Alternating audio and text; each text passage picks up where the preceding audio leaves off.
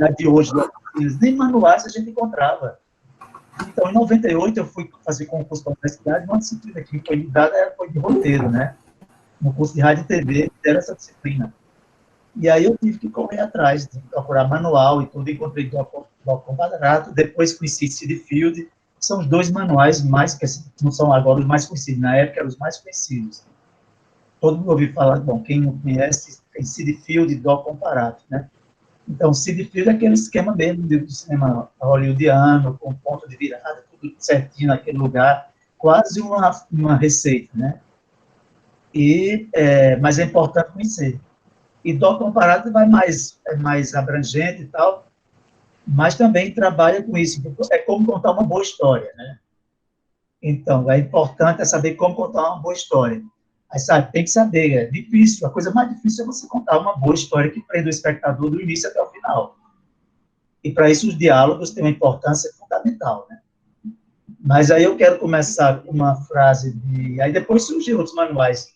Um que eu estou terminando agora, depois que deixei da aula, né?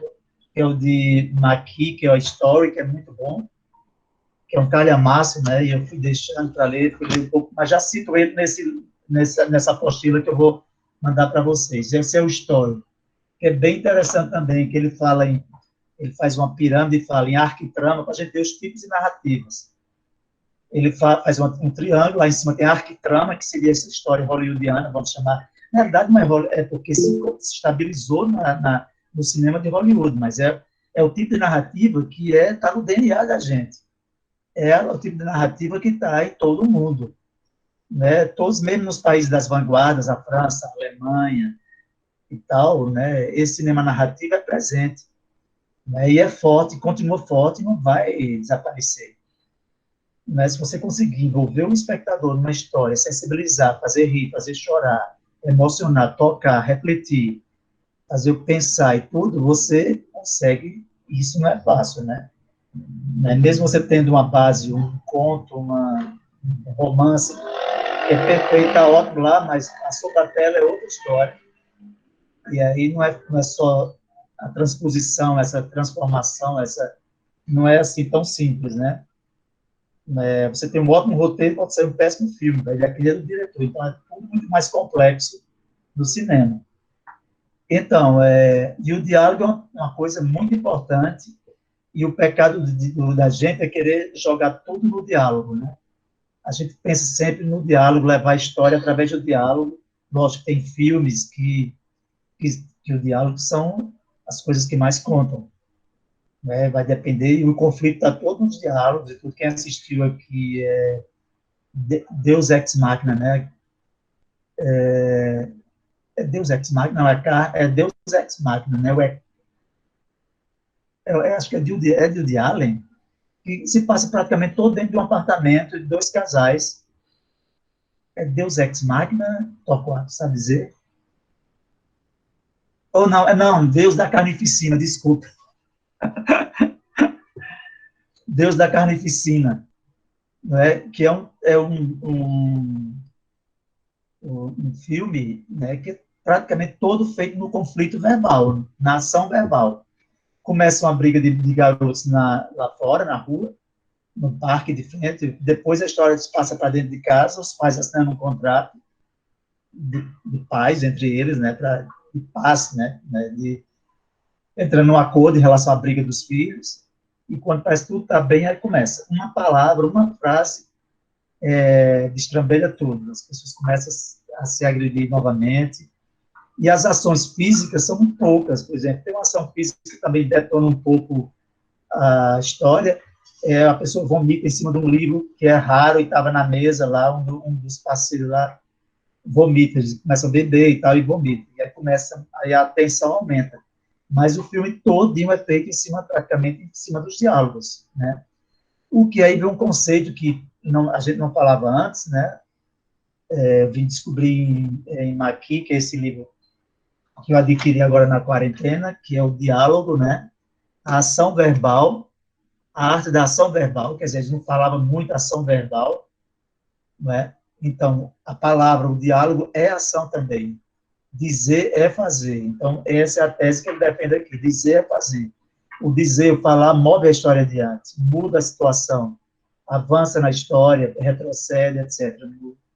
Então, é super interessante que ele fala na página, né, no romance, na literatura, fala na TV, no teatro, na TV e no cinema. Bom, vou tentar falar mais só nessa parte do máximo, televisão e cinema. Bom, mas a gente pode fazer umas comparações. E no final ele analisa uma peça de teatro, um filme, uma série, um episódio de uma série e tal. Os diálogos eu vou até começar, porque Sandra pega na dica, e foi muito bom ter ouvido Sandra Luna, a professora Sandra Luna, né? Tem um diálogo que ela falou aí, Uma Rua Chamada Pecado, né, que é o título do filme no Brasil, né, de Elia Kazan, de 1951, que é a peça original, o título original é Um Bonde Chamado Desejo, né, no cinema ficou Uma Rua Chamada Pecado, né. Então, o autor cita um diálogo que é bem interessante. Em 7 palavras, você tem toda uma informação impressionante sobre o que a gente pode pensar sobre a personagem, né.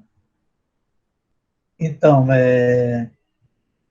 eu vou começar com uma frase que o autor fala aqui, que eu achei bem interessante, que ele diz: escreva para os olhos. Robert McKee é o autor desse manual, Story. É bom que vocês comprem um manual, pelo menos um. Ter vários não, só comprei vários, porque eu tinha que dar aula, mas assim, acho que é bom cada um ter um manual, cada pessoa tem um manual. E depois tem um monte de pequenos livros, por exemplo, esse de Miguel Machalski, que eu tive o prazer de conhecer numa palestra. Ele fala compara literatura e cinema, é interessante, uma cena na literatura e como seria no cinema, uma coisa assim. É bem interessante, é um livrinho pequeno, né, e esse cara é consultor de roteiros de Coppola, de um monte de gente, e teve João Pessoa, e eu não estava aqui, nunca soube que ele estava aqui, né, ele esteve aqui. Então, esse filme, não sei se alguém viu Uma Rua Chamada Pecado, que é da peça de Tennessee Williams, Um Bonde Chamado Desejo, que é com Marlon Brando, Vivian Leigh, e que eu não me lembro o nome da atriz, são 3 personagens principais, 4, né? Então, Sandra falou isso antes, né, tinha falado, a história dela, ela chega em Nova Orleans para morar com a irmã, que é casada com Stanley, que é Marlon Brando. Quem chega é a Vivian Leigh, a atriz Juventus Levou, né? Então, ela chega, as cenas praticamente, como a peça foi feita uma peça para teatro, a gente não tem muitas localizações, né, diferentes. Cenários diferentes. A estação, ela chegando na rua procurando a casa, o apartamento, são 5 ou 6 no máximo locações. Então, porque justamente por conta dessa adaptação do teatro, né, e a história praticamente se passa 70%, 80% dentro do apartamento do casal, né. Então, a gente não sabe nada dela, né, de Blanche de Bois, né. Ela vem, né, e para casa morar na casa da irmã, depois a gente vai descobrindo o que é que aconteceu com ela e tudo mais, né? A gente sabe que, e isso o Sandra falou, ela foi casada com um cara, e nas entrelinhas o cara se matou, né? Ele suicidou, a gente sabe que ele era gay, num momento de grande repressão, ele era casado com ela, que amava ela, ele era apaixonado por ele, mas ele se mata, e eu acho que tem um flashback dessa história de dois dançando e a música que vem sempre na cabeça dela até aí. No filme, faz tempo que eu não vejo, às vezes mostrado em sala de aula. Então tem um flashback que a gente sabe que ele se matou, né? E que a gente chama no cinema, que a gente vai falar, o diálogo serve também para expor, fazer exposição, dar informação que a gente não sabe. A história começa, toda história tem uma abertura, né? Todo filme tem uma abertura. É a primeira cena do filme. E antes dali aconteceu muita coisa que a gente precisa saber para levar a história adiante. O espectador precisa saber para se envolver na história e para entender o que é que está acontecendo. Então, quando ela chega, a gente não sabe nada, sabe que ela está vindo morar com a irmã e depois ele vai ver os problemas dela, né? E esse diálogo que eu vou... Aí vai seguir dizendo para quando a gente vai conversando... É bem pequenininho aqui, são... É um diálogo dela, ela arranja um namorado, né? Então, ela tem altos conflitos, a irmã apoia ela, a irmã apoia muito a Blanche de Bois, tudo, e protege, porque vê que ela está desequilibrada. Ela está fragilizada, né? Muito fragilizada por conta da situação, e a gente vai descobrir por que foi. Ela foi expulsa, né? Isso Sandra falou, ela foi expulsa do colégio onde ela dava aula porque ela se envolveu com os estudantes, né? Teve relações e tudo. Então, e depois ela vai tentando se envolver com outros homens, sempre é abandonada. A gente vai descobrir isso depois. Então, a gente já sabe, a gente vai sabendo. Nessa cena, acho que a gente não sabe ainda tudo isso, não. Mas, então, ela conhece o amigo de Stanley lá e começa a namorar com ele, né? Então, ele, numa noite que eles saem juntos, né? São poucas cenas externas, né? Essa é uma delas. Então, Mitch, que é o personagem, diz para ela, você, abraçando Blanche, diz, você precisa de alguém, e eu também preciso de alguém. Poderia ser, aí reticência, né? Você e eu, Blanche. Aí ela olha para ele e tal, assim, meio espantada, né? Aí ela se abraça com ele, se aconchega nos braços dele e tal. Aí ela diz, Blanche, às vezes, aí vem reticências, Deus existe. Então, de repente, né? Então, esse diálogo parece nada, né? Ela diz, às vezes, aí diz, Deus existe. E aí dá uma reticência tão de repente. Então, o que é que a gente imagina disso tudo, né? O espectador vai ficar pensando, pô, será que... Depois o espectador vai ficar temendo de que a gente fica com medo, a gente já criou empatia pela personagem, né, e fica com medo que ela vá sofrer mais, né, que esse cara seja mais um que vai enganá-la, né? Então, assim, elas, às vezes, quer dizer, em raras, a gente supõe que alguns homens já enganaram ela, e depois elas, Deus existe. Ela não quer dizer que ele não é uma metáfora para dizer que Nietzsche é um Deus para ela, que vai ser a salvação dela, não. É para dizer que, aliás, não é para que ele é uma divindade, não. Mas é um exagero que, para ela, é a emoção que ela sente saber que agora talvez esteja encontrando um cara que vá ficar com ela de verdade, que vá gostar dela e tudo. Né? E depois ela faz tão de repente, porque ela estava lá na casa da irmã, não esperava que logo ela tivesse alguém aparecesse para salvá-la, né? Porque nessas alturas ela está enganando a irmã, está enganando ela não conta, a irmã não sabe o que foi que aconteceu com ela, né? E depois é que o cunhado vai descobrindo e o grande vilão aí nessa história é o cunhado dela, que não é uma pessoa má, né? Marlon Brando aí não é uma pessoa má, mas que termina sendo a desgraça dela, porque, bom, vocês já viram o filme, não vai estragar, né, mas é isso, fazer como um diálogo com 7 palavras traz uma carga simbólica muito grande. E é isso que a gente vai discutir aqui, o não dito, as entrelinhas, que são muito importantes no diálogo, porque elas revelam o que a personagem sente, os sentimentos, o pensamento da personagem. Porque o que a gente ouve, no geral, assim, o que está explícito, não é exatamente o que revela sobre a personagem. O que revela sobre a personagem é o que está entre linhas, né? O que está nas entrelinhas, que é o não dito. Né? E ainda tem o indizível, aquilo que nem a personagem sabe que tem dentro, que só vai ser revelado em uma situação de escolha, de extrema de tensão, que a personagem se descobre, ela mesma descobre alguma faceta dela, de coragem, de medo, de terror, qualquer coisa, né? Mas, assim, que às vezes nem a personagem sabe que tem aquilo. Então, a gente vai ver lá na frente, ele vai falar o dito, não dito, o dito, não dito e o indizível, né? Ou seja, que está lá no fundo da psique, lá na nosso consciente, mas bem escondido, que a gente reprime, sem ter consciência que está reprimindo algumas coisas, e explode no momento de tensão. Então, o autor, geralmente os autores dizem, você vai conhecer a personagem de verdade, a natureza verdadeira da personagem, no momento de escolhas. Né? Nesse momento de escolha, a personagem vai ter que tomar decisão, então aí ela se revela. Né? Então, mas vamos lá para não perder aqui Vocês podem interromper, não perder aqui Então, assim, rapidinho, peguei 2 conceitos de diálogo, né? Só para... Nós todos sabemos que é um diálogo, mas é interessante que Robert McKee, ele vai lá na frente dizer, diálogo não é conversa. Né? Diálogo traz um significado. Conversa não, você pode falar à vontade, e nem tudo vai ter um significado assim, muito diálogo, não. E o diálogo, por mais que pareça na tela altamente desconectado, pressupõe que seja muito organizado, né? Porque o diálogo é a intensificação de uma fala normal. A gente perde muito tempo dizendo mil coisas, e o diálogo não.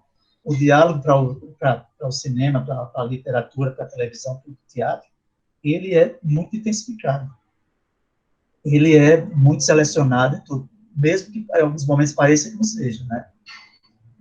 Então, Dó Comparata diz que o diálogo é um texto dramático para ser recitado, né, falado pelo intérprete, e que no roteiro se encontra subordinado às indicações da cena. Vocês já viram o roteiro, né, tem roteiros aí publicados, e hoje é fácil de encontrar roteiro na nossa época é anos 80, hein, gente? Na nossa época, a gente encontrava roteiros publicados em livros, né, o de Allen, eu comprei um exemplar de um sebo, né, de Rocco e seus irmãos, de Visconti, né, e Visconti Recica, não, Visconti. Desse bem grosso, assim, esse é o roteiro do filme. Mas até hoje ele publica, por exemplo, eu tenho um roteiro de Bicho de Sete Cabeças, que nem sabia, aí conheci o roteirista lá em Recife, e aí ele disse, não, a gente publicou, eu ia pedir o roteiro a ele, e aí depois ele me enviou, Bolognese, Luiz Bolognese. Cidade de Deus foi publicada agora, recente, agora, na época do filme, mas aí você encontra, eu também tenho, eu posso mandar para vocês o roteiro de Cidade de Deus, que eu gosto muito da formatação, e ali você encontra todas as dúvidas quando você vai formatar, praticamente eu encontrei tudo ali, como é que eu menciono isso, como é que eu digo isso, porque aí ele já traz, Cidade de Deus já traz essas novas tecnologias, e aí, por exemplo, esses movimentos, tela, cartela, arte, tudo isso, então, Cidade de Deus é muito bom para isso, fusão, fade, não sei o quê, então, você acha tudo ali naquele como modelo, quando vocês tiverem dúvida, e eu fiz até recentemente isso, eu ficava ia lá no roteiro e dizia como fazer isso, como citar isso, como formatar assim, né, no roteiro. Então, é muito bom e é fácil, posso também enviar, porque já tem PDF, né. Então, ele diz que, Dó Compara diz que é o intercâmbio discursivo entre os personagens. As personagens é discurso, né, fala, né. Maqui diz de forma mais simples, quaisquer palavras ditas por qualquer personagem a qualquer um, né? E a gente vai ver que a fala não é só para o personagem fala para outra pessoa, né? Fala para os outros, os outros personagens, as outras personagens. A palavra mais comum a gente dizer no feminino, que é uma palavra feminina, a personagem, mesmo sendo homem ou mulher. Então, alguns autores dizem o personagem, a personagem. Então, é a fala dita para os outros, né? Uma fala dita para ele próprio, né? Que a gente chama de fala mental, né? No caso de na literatura é muito comum, né? E você pode usar à vontade, no cinema já não pode, né? A gente sabe que na literatura, às vezes, a fala, os diálogos mais interessantes são ditos de forma indireta, né? Pelo narrador, né? Que pode florear, fazer mil coisas. No cinema não cabe, né? Então, essa fala que é dita para ele próprio, o próprio personagem também acontece, né? E para o espectador, né? Então, mas aí em alguns meios ele vai falar que sempre teatro, cinema e literatura, né? E cinema e televisão, né? Então, no teatro vocês conhecem que existe o solilóquio, né? Soli de sozinho, falar sozinho, né? Loque é fala, falar sozinho. E na realidade uma coisa que eu vim conhecer aqui com ele, como aqui, é que eles não existe diálogo, não existe monólogo. A rigor não existe monólogo. Porque mesmo que você fale para você mesmo, fale sozinho, você está falando para o eu que você cria, uma entidade que você cria para responder. Você diz, você é idiota mesmo, né, Bertrand? Por que é que você aceitou fazer isso? Quer dizer, você cria um eu e você dialoga com ele. Você diz coisas com ele. Então, ele diz, a rigor não existe monólogo, existe diálogo. Né? No teatro, quando o ator, a atriz, ela se vira para a plateia e faz aquela parte, né? Ou seja, ela faz uma parte, ou seja, ela como se saísse da cena, sai da cena, que até porque as pessoas que estão na cena não escutam, né? E ela se vira para a plateia e diz alguma coisa, está falando para o teatro, e mesmo no monólogo no teatro, ela fala, ou fala se dirigindo à plateia, então é diálogo, ou fala para ela mesma, né, o ator, a atriz, é diálogo também, né? Então, a rigor, ele diz que não existe monólogo, né? No cinema você vai ter a convenção da voice-over, né? Voice-over, né? Para você poder fazer narrar com o diálogo, né? Narrar fazer narração, né? Então, eu vou começar do mais simples, falando das funções do diálogo e tudo, para a gente ir até entrar mais no livro mesmo sobre o diálogo, né? Então, do comparato, ele diz que o diálogo é o corpo de comunicação do roteiro, né? Lógico, não é só o diálogo, porque tudo comunica numa imagem, né? E uma coisa que esse autor vai falar muito, o conceito da palavra-imagem, né? Uma palavra pode trazer uma imagem muito forte, né? E a questão é da escolha das palavras, as palavras corretas, a gente vai ver mais adiante como escolher as palavras, que vão dizer muito mais do que muitas palavras. Uma só palavra vai dizer muito mais, porque ela cria imagens, né, na mente do espectador, né? Então, uma das funções do diálogo, e é muito importante essa função, é caracterizar as personagens. A gente vai conhecer as personagens pelo que ela fala também. Não, se não for a natureza verdadeira da personagem, é alguma coisa dela. Mesmo que o que ela parece ser, a gente vai, né, a parte mais exterior, a gente vai conhecer através dos diálogos, né? O diálogo dá informações sobre a história. Aí vem sempre uma observação importante, mas não jogue no diálogo essa responsabilidade de informar sobre a história. Se você quer dizer que alguém era casado antes daquele momento que a pessoa está vivendo lá, a câmera pode passear pela escrivaninha e mostrar o retrato de alguém, né, do cônjuge, ou mostrar uma criança, e aí você não precisa alguém dizer você é casado, você é solteiro, então você passa essa informação sem ter que usar o diálogo. Então tem muitas formas, a imagem é muito poderosa nisso. E o cinema, a gente tem que dar prioridade à imagem, né? Não é que o diálogo não tem importância de jeito nenhum, né? Tem grande importância, como já falei, muitos filmes, a trama, tudo, o conflito está todo nos diálogos, como esse Deus da Carnificina. É tudo diálogo. Praticamente 90% do filme é diálogo, né? 70%, porque tem os personagens, a gente tem que ver os personagens, né? O rosto, o gesto, também, desculpa, porque tem, que a gente vai, a caracterização, né? O que a gente chama de paralinguagem, gesto, expressão, tudo isso que é super importante, isso vai reforçar muito o que o personagem fala. Então, em vez de dizer em palavras, um gesto, um aceno, uma piscada de olho, tudo isso é um riso, alguma coisa, substitui uma frase, né? E enriquece muito mais o diálogo, né? A gente vai ver isso adiante.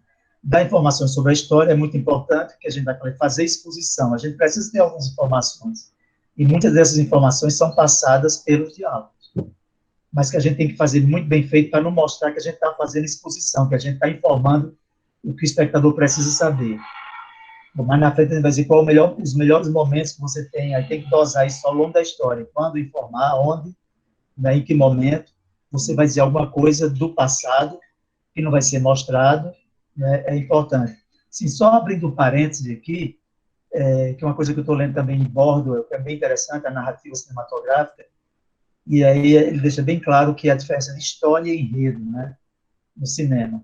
A história é uma coisa muito maior, e o enredo é apenas, a história é tudo todos os eventos né, que acontecem que contam essa história.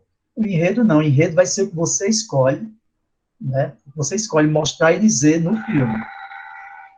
Não quer dizer que não, também não, e o espectador vai construindo isso na mente, né, a partir de informações que ele vai recebendo ao longo da história, mas que não aparece no filme.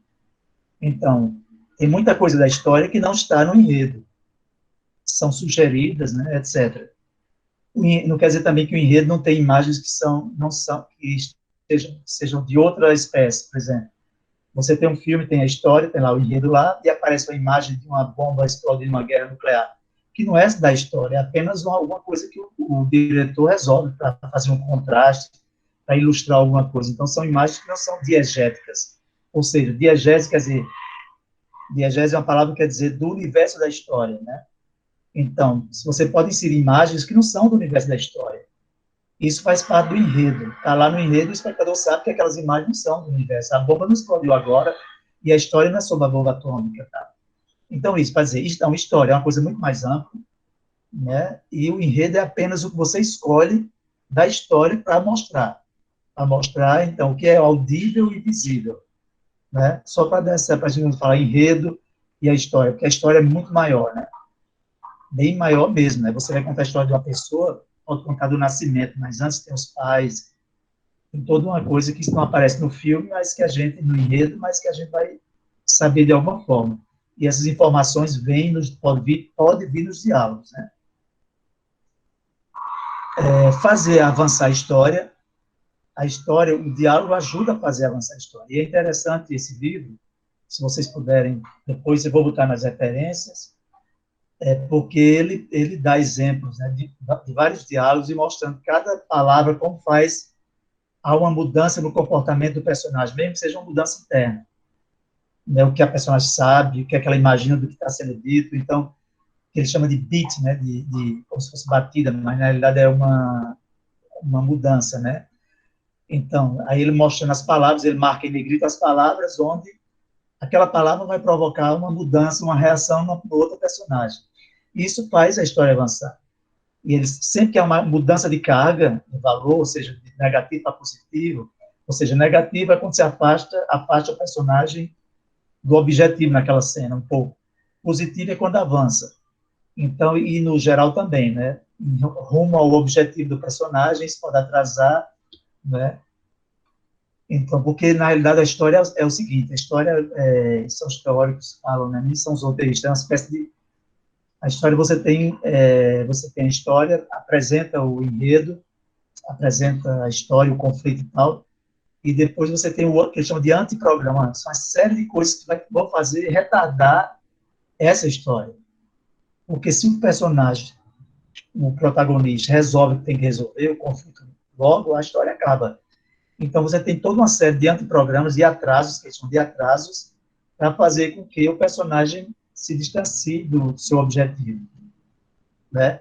Mas a gente sabe que toda a história é construída para que ele chegue lá, né? O clímax e a resolução e tal. Bom, a gente está falando de narrativa clássica, narrativa se considera uma boa história, mas depois eu vou te dar exemplo do filme que eu gosto muito, Boi Neon, que o personagem aparentemente não tem nenhum objetivo claro. Não sei se vocês viram Boi Neon aqui, viram Boi Neon. Boi Neon você vai assistir, a gente pensa, o personagem de Juliano Casarré, a gente pensa que ele quer ser, o sonho dele é ser estilista, fazer... Mas, assim, ele não faz a não ser aí o R.V. Lima viu. Então, na realidade, assim, a gente não fica claro o objetivo dele, a gente vê que ele gosta de estar lá recortando, desenhando nas figuras até pornográficas, botando roupa nas mulheres que estão lá nuas, naquelas revistas pornográficas e tal, mas ele não faz, ele não move nada, ele não age para que esse sonho se torne realidade, se é que é o sonho dele, né? Porque também ele adora estar lá naquele universo, cuidando dos cavalos, tudo. Então, é um filme que são várias cenas que a gente vai curtindo, né? Vai fluindo cada uma dessas cenas sem se preocupar com o que vai acontecer depois. Aí existe um conflito, me lembro assim, de encontrar um conflito no filme. Porque, na realidade, o que é que existe? Os amigos zonam dele, né? Ficam brincando, duvidando da sexualidade dele, mas isso não gera um conflito, ele não briga com os amigos, assim, uma briga... Então, o filme a gente vai curtindo o filme, cena por cena, pelos diálogos, pelo visual do filme, o erotismo do filme. O filme é muito sensual, né, cheio de sensualidade, de sensorialidade também, né, as duas coisas juntas. Então, a gente vai acompanhando aquilo pelo prazer visual, pelo prazer estético. Os diálogos também são engraçados, as situações, tem cenas interessantes. E o clímax do filme é uma grande trepada, que um plano de 5 minutos, se eu não me engano, 7 minutos.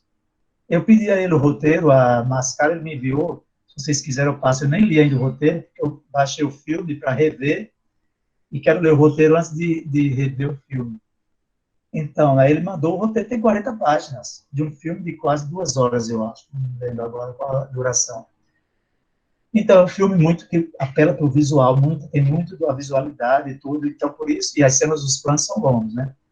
Bom, eu não me entendi em nenhum momento no filme, né? Não sei se vocês têm essa mesma opinião. Mas eu falando isso porque da questão do... Eita, será que eu saí do... Estão me ouvindo? Estamos ouvindo, sim.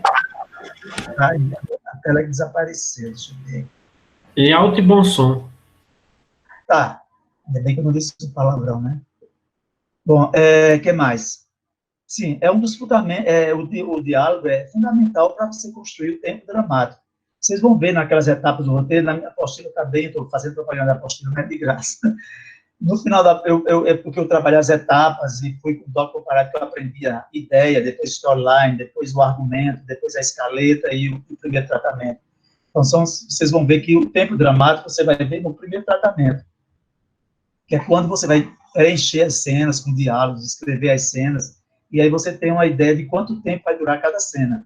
E o diálogo é fundamental nisso. Você pode fazer, repetir o diálogo, dramatizar, encenar o diálogo para você calcular o tempo que levaria aquela cena.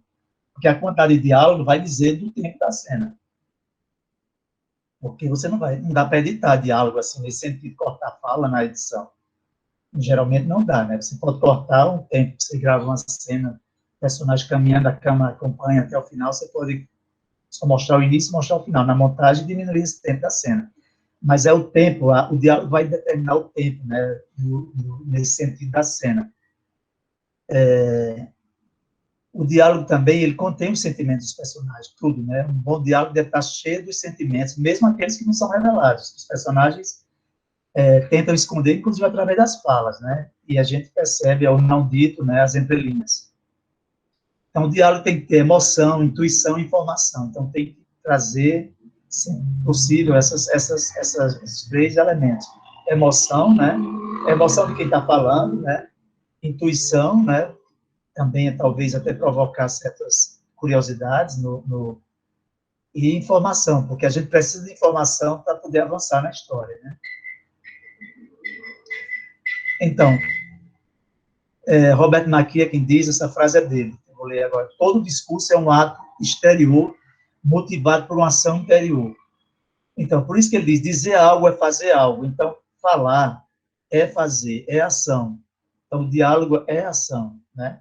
E a gente entende, vocês, Sandra falou, a ação vem do grego drão, ou drau, não sei como é que pronuncia, vem do grego que quer dizer agir, trabalhar, não é? Então, é essencial para uma história, né? Você não tem história se não tiver ação. Ação nesse sentido, né? De que muda de um estágio para outro, através de um diálogo, através de uma ação física, etc., né? O personagem sai de uma ação anterior para uma próxima, né? Então, essa ação pode ser física e também pode ser verbal, né? Então, ação física e verbal. Aí a gente vai ver lá, de acordo com os gêneros, tudo um filme de ação, ou um filme policial, essas coisas no geral, tem muito mais ação física, né? E menos diálogo, né? Supostamente, né? Então, um filme mais um drama mais psicológico, um filme mais de conflito psicológico, a gente vai ver, bom, a gente vai ver não, vamos ver agora, são 3 os conflitos, né? Até ele acrescenta, ele separa um pouco, mas aqui faz 4, mas no geral os manuais falam de 3 conflitos: o conflito do personagem com outra pessoa, né? Que é o conflito humano, o conflito do personagem com a natureza, que pode ser qualquer espécie, terremoto, maremoto, incêndio, qualquer coisa da natureza, que a gente vai ver que, embora a natureza deslanche um conflito, né, mas o que vai acontecer depois são conflitos dos personagens, né? Também, os personagens vão agir para resolver esse conflito. Então, repetindo, dizer algo é fazer algo, né? E a fala é uma ação, ele diz, é realizada para se fazer uma necessidade ou desejo. A fala tem sempre, não existe fala no filme, na vida real existe fala que a gente fala por dizer, para não deixar de falar. Mas não existe fala no diálogo de um roteiro, de um filme, que não seja para satisfazer uma necessidade do personagem, um desejo, ou para informar alguma coisa, ou para passar alguma coisa. É sempre isso. Então, a gente tem que pensar muito. Estou falando aqui como um mestre, mas na verdade eu nem sei de diálogo, escrevi quase nada de diálogo e vou ter uma proposta de um longa, estou no argumento de um longa, e aí, isso aí é que eu vou começar a pensar nisso, né? Esse livro vai ser muito útil. Mas o importante é ler romance, ler o que a gente puder, literatura e tudo, para a gente se inspirar, né? E também observar a vida, né?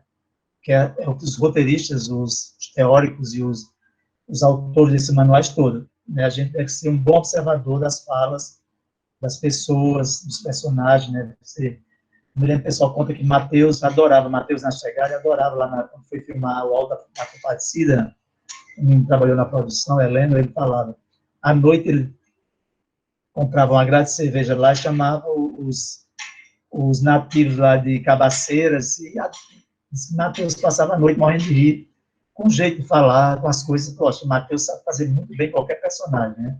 Então, aquilo para um ator é uma grande escola, você conviver com um bocado de gente e ouvir a forma das pessoas falarem, gesticularem. O pessoal do interior é muito comum no sítio, eu acho interessante como os homens gesticulam meio desordenado, ainda tem um pouco disso. Meu irmão tem um irmão que é assim, a mão vai para o canto, se Verusa, que é Cajazeiro, que é Salvinho, Salvinho é todo desconjuntado, assim, as mãos e tudo, mas é muito típico do sertão, como o sertanejo, assim, no sertão, no sítio, principalmente, a forma dos homens falarem, estou falando dos homens, né? Não são afeminados, mas são meio desconjuntados, vamos dizer. Então, isso para um ator observar é muito interessante. E Mateus sabe bem, porque a gente vê nos personagens dele, no Auto da Compadecida, como ele gesticula, né, como ele fala. Então, era uma aula para ele, lá, reunir observar esses moradores lá. Então, vamos lá. A gente já falou isso. Bom, então, a ação, né, através da fala, ela move a cena de um ponto para o outro, mesmo que seja próximo, dentro da mesma cena. Mas sempre a função é mover a cena. Mover a cena quer dizer sair de um estado, né, de um valor que ele chama de bit como bit, B-E-A-T, de um valor para outro valor. De um valor, uma carga positiva ou negativa para outra. Né? Então, sempre vai provocar uma reação no personagem. Ou o próprio personagem está falando muda ao dizer isso, ou ele causa uma reação no interlocutor. Né? Então, se falando de uma cena só, cada movimento desse, cada fala é um movimento. Cada palavra é um movimento na cena, né? Então, eu já tinha falado assim, isso impulsiona o personagem para perto da realização do seu desejo. Cada vez que ele fala, ele pode estar se aproximando, ou às vezes também distanciando. O personagem quer convencer alguém de alguma coisa, mas uma palavra que ele diz, a carga volta a ser negativa, porque ele se distancia do objetivo dele. E nesse filme, dando exemplo de Deus é a Carnificina, é muito interessante. Porque a gente já está aliviado lá, o espectador assim, agora vamos se entender. Aí uma palavra, aí gira toda uma... A comunicação é muito complexa, né? Muito difícil, né? A relação humana. Então, às vezes, uma palavra, a forma que é dita, aí deslancha uma discussão, uma confusão. Eu sei bem isso na família. A gente, uma besteira, uma bobagem, vira uma confusão. Então, há uma mudança de carga de valor. Geralmente, se tenta ser positivo, valor para positivo, para se aproximar a personagem do seu objetivo, mesmo que seja aquele objetivo pequeno na cena, porque tem um objetivo maior também, né, que pode também distanciar desse objetivo maior, que é o que move a história, né. Só para lembrar aqui, acho que vocês já viram, toda a história é sobre alguém que quer alguma coisa, e quer muito essa coisa. No início, talvez não queira, né, é aquela história chamada Jornada do Herói, o herói não quer ser herói, não recebe o chamado, mas não quer ir adiante. Então, a gente não quer, às vezes, né, mas termina sendo levado a ter que lutar por alguma coisa. Então, você quer, o personagem, o protagonista quer alguma coisa, essa coisa não pode ser fácil demais, dentro daquele contexto da história. Quem assistiu o filme, que eu uso muito em sala de aula, usava, era Filhos do Paraíso, aquele filme iraniano. É bem interessante, o menino só perdeu o sapato da irmã, a coisa mais simples, o sapato velho que ele levou para consertar. Mas aquilo virou objetivo. E o conflito maior, a perda do sapato. E a gente vai acompanhar o menino, né, o tempo todo tentando resolver os obstáculos todos para conseguir esse sapato. E a gente vai ver que não é porque ele podia contar para o pai dele. Aí vem todo o contexto da história que vai explicar, que vai justificar, que vai tornar essa história incrível. Né? Sandra falou bem, não vou entrar nesses detalhes, dessa questão da motivação do personagem. O personagem tem uma motivação para a gente parece que não é nada, mas para o personagem naquela história, naquele contexto, né, naquele tempo, época, naquele tempo, naquela situação, naquele espaço, naquele contexto, é muito, para aquele personagem é muito importante. Por exemplo, uma moça, uma menina engravidar hoje, né, nada é conflito, mas não é como há 30 anos atrás, né?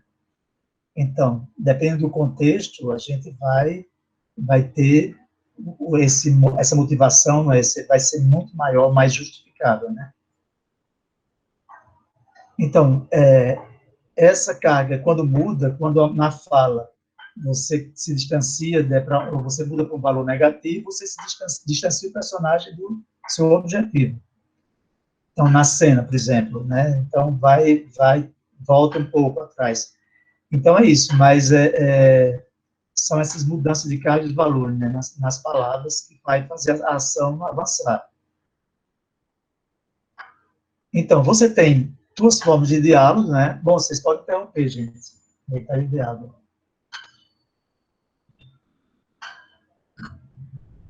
Alô? Alô? Estamos ouvindo, Bertrand. Todo mundo está ouvindo. Não fale besteira, não. A gente também não está com os microfones abertos, porque se abrir todos os microfones deixa a transmissão lenta. Aí parece que está um pouco frio, mas a gente está acompanhando bem. Ah, tá legal. Não, tá certo. Eu sei que tem que deixar. Eu fiquei também com o telefone e o microfone. Tá. Porque a tela tinha desaparecido aqui. Eu estava. Bom, vamos voltar lá. Não, se vocês quiserem interferir, pode interferir no momento. Depois eu tenho outro diálogo que eu vou mostrar, que é Encontros e Desencontros. Eu fui Bertrand, rever, só um baixei o instante. filme. Eu agora... Bertrand, está ouvindo? Sim. Você conclui sua fala e depois a gente abre um espaço para as pessoas fazerem perguntas, tá? Tá. Vocês anotem aí, né? Então. Tá. Depois... A gente vê depois um momento, um exemplo de diálogo do filme Encontros e Desencontros, que ele trabalha também uma fala pequena que diz muita coisa sobre o personagem. Então, deixa eu pegar aqui o roteiro. Eu digo o roteiro da fala. Então, você tem um diálogo dramatizado, mesmo na literatura, eu também não achava que era assim, mas segundo Maqui, na literatura você tem também o diálogo que é narrado, ou pelo narrador, ou por um personagem em primeira pessoa, e também tem um diálogo dramatizado, é quando você tem as falas, travessão, fala, né? Que é o diálogo dramatizado. Porque a gente chama, qual a diferença de literatura, normalmente eu aprendi assim, de literatura e um texto dramático. A literatura é um texto para ser lido, né? Então, despertar imagens mentais e diretamente do espectador, né, através das palavras. Porque a gente pensa com palavras e imagens. A gente pensar, a gente pensa com palavras o tempo todo. Mesmo quando você vê uma imagem, você verbaliza. Então, o verbal está presente em todo, são os teóricos da comunicação que falam. O verbal está presente em tudo, nos gestos, nos que a gente faz, no nosso pensamento, porque quando a gente pensa um quadro, a gente diz o quadro, aí vem a palavra quadro, e vem também, e a gente pensa em línguas também, né? Não sei se vocês já se pegaram pensando em outra língua. Quando você pensa que vai falar para um amigo que fala francês, a gente pensa em francês. Né? Quando você chega a um automatismo assim, da língua.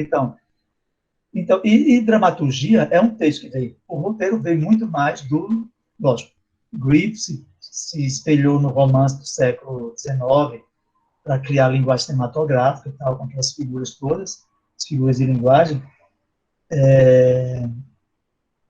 Mas o roteiro mesmo, roteiro de cinema, veio, os primeiros roteiros da década de 10 já, nos primeiros filmes, aqueles filmezinhos curtas, eles eram apenas um tipo de pequeno argumento, né? Eles começaram a utilizar para fazer os primeiros filmes. Depois, à medida que as histórias foram ficando mais longas, os filmes foram ficando mais longos, aí eles foram aperfeiçoando o roteiro, né? Com uma produção maior e tal. Acontece já na década de 10 e 20, né? Quando Griffith e os outros foram fazendo roteiros, mas os primeiros roteiros vieram do teatro. Então tem muitas das convenções, como a rubrica, né, os diálogos lá, e tal, vem do teatro. Então, dramatizado, um roteiro, um diálogo dramatizado é um diálogo feito para ser encenado por um personagem. Em carne e osso, ou uma animação e tal. Mas é um texto feito especialmente para isso, para ser dramatizado, para ser posto em cena, né? Ou de frente às câmeras ou no palco, né? Então, o diálogo dramatizado, ele ocorre dentro da cena, no filme ou no teatro, né? Então, seja com tom cômico ou trágico, o diálogo dramatizado é a troca de falas entre personagens em conflito. Cada fala contém uma ação com uma intenção específica, né? Então, tem essa... E causa uma reação em quem está ouvindo, né? Dentro da cena, de outro personagem que está na cena. Então, já falei assim, que quando o personagem está falando com ele mesmo, ele é um diálogo, porque ele cria um segundo eu, né? Ele cria uma outra persona, uma persona para ele se dialogar, né? Por isso que ele afirma que, de fato, todos os monólogos são diálogos. Na realidade, são diálogos porque você fala para, mesmo sendo para você mesmo, mas você cria uma nova entidade, uma entidade, né? E o diálogo narrado, normalmente, ele acontece fora da cena, né? A voz-over, né? Ou no teatro, quebrando a quarta parede, ou no cinema também. Nós todo mundo sabe que a quarta parede, né? Vem do teatro, que é aquela parede que não existe, é transparente, que existe, quer dizer, existe invisível, né? Que você, né, não se relaciona com a plateia, né? Quando você quebra essa quarta parede, você chama, foi Bertolt Brecht, o dramaturgo, que revolucionou o teatro, fazendo isso, para que o teatro não fosse uma ilusão e provocava a plateia e tal, né? No cinema, e eu nunca assisti um episódio dessa série, essa história que fala de política, com Kevin Spacey. Bom, vocês estão ouvindo... House of Cards. House of Cards, eu acho. Tem que ter coragem para assistir. Mas eu assisti um episódio e vi que ele parava e falava com o espectador. Isso é quebrar a quarta parede. Então, esse diálogo não está na cena, assim, literalmente, porque ele está falando com o espectador. Ele quebrou a quarta parede, ele saiu da cena, porque as pessoas que estão ali ao lado dele não estão escutando ele falando para a gente. Entendeu? Então, ele quebrou a quarta parede, ele não está na cena. Lógico que ele está lá na cena, está no espaço. Como no teatro também, o ator, ele se vira assim para a plateia e diz uma coisa que, supostamente, claro, as pessoas, os outros atores em cena, não vão ouvir. Na história, eles não estão ouvindo. Mas se o cara fala, vira para a plateia e fala, esse House of Cards, e o Woody Allen faz isso também nos filmes dele, ele se vira para o espectador, olha para a câmera, quebra a quarta parede e diz alguma coisa, comenta, narra, e diz alguma coisa, né? Isso é o que a gente chama de diálogo narrado, é o diálogo fora da cena, né? Então, tem dois autores, que esse livro foi um achado, é muito legal, é da editora Globo, Howard Marbury. Ele, Teoria e Prática do Roteiro, é muito bom, esse eu usei muito, ele está resumido na apostila. Você não precisa, compre se quiser, mas eu resumi esse livro e coloquei na apostila como um capítulo da apostila. Ele falando das ferramentas do roteiro, né? Então, ele vem falando do diálogo, todas as funções do diálogo, vou resumir aqui, né? E o bom dele também é que, se você nunca leu um argumento, a segunda parte do livro são vários argumentos de filmes famosos. Os Incompreendidos, E.T., tem um bonde chamado Desejo, uma rua chamada Pecado, Casablanca, então tem os clássicos, tem os Cidadão Kane e tal. Então, ele analisa todo esse filme a partir dessas ferramentas, o que torna esse filme interessante. Então, vem falando diálogo, premissa, abertura, tudo isso. É muito legal esse livro, né? Então, ele fala o seguinte, o diálogo bom e eficaz, ele surge do personagem, da situação e do conflito. Aí, nesse momento que ele vai revelar personagem e leva a história adiante. Então, é uma coisa que os teóricos, os autores de manuais, e roteiristas, que eu estou comparado ao roteirista, eu acredito que Sid Field, o americano, norte-americano, ele era consultor de roteiro de Hollywood, dos estúdios lá. Quem lia os roteiros todos deve chegar a milhares. Ele, na primeira, leu o argumento e jogava fora. Então, nem terminava, porque nesse estilo, que era muita gente mandando roteiro, e ele conta assim, quando não prendia logo em tantas páginas, ele não lia até o final. Mas isso é o modelo hollywoodiano, industrial e tal, né? Mas Howard Marble, ele diz isso, que o diálogo bom e eficaz, ele surge das personagens. Claro, isso para dizer o seguinte, a gente tem a mania de querer colocar nos personagens o que a gente acha, o que a gente pensa. A gente está colocando nossas ideias na boca das personagens. E isso é a coisa mais artificial e mais errada que pode existir.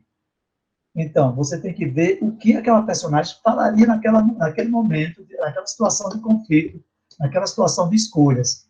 E aí você pode se colocar, é a dica que ele dá, mas que diz, o que é que você faria se você estivesse no lugar dessa personagem? O que é que você diria? Né? Então, lógico, não é só você, porque você é de uma realidade, de um contexto, a personagem é de outro. Você tem que conhecer o contexto da personagem, a realidade daquele universo da história, para você poder dizer o que é que aquela personagem diria, né? Então, isso é o que eles dizem, para ter cuidado com isso, não colocar na boca das personagens o que você pensa, e não o que a personagem diria, né? Eu já citei assim por cima, o personagem ou a personagem na tela, ela, de modo geral, é bem articulada, né? Muito mais articulada do que seria na vida real, né? Mas mesmo quando a pessoa parece ser desarticulada, a personagem desarticulada na tela, isso é fruto de toda uma articulação, da construção do diálogo muito bem articulado, né?